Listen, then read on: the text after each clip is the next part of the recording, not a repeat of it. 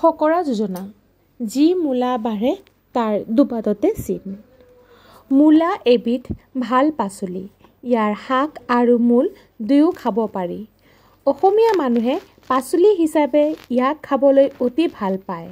সেয়ে বহুত কৃষকে ইয়াৰ খেতি কৰে। মূলাৰ বীজ সিঁচাৰ প্ৰায় 15-20 দিনৰ ভিতৰতে ই দুপতীয়া হয়।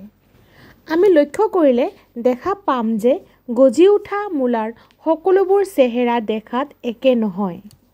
ইয়াৰ কিছুমান দুৰ্বল আৰু লেহুকা হয়।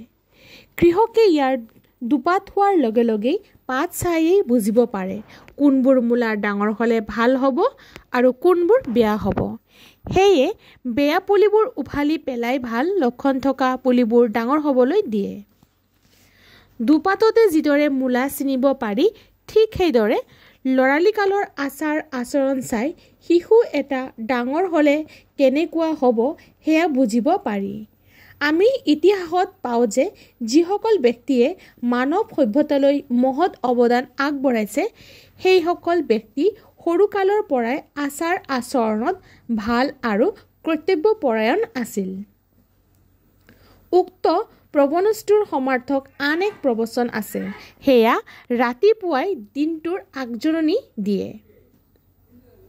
অৰ্থাৎ ৰাতিপুৱা যদি সুন্দৰ আৰু উজ্জ্বল হয় তেন্তে গোটেই দিনটো উজ্জ্বল আৰু ভাল হোৱাৰ সম্ভাৱনা থাকে। তেনেদৰে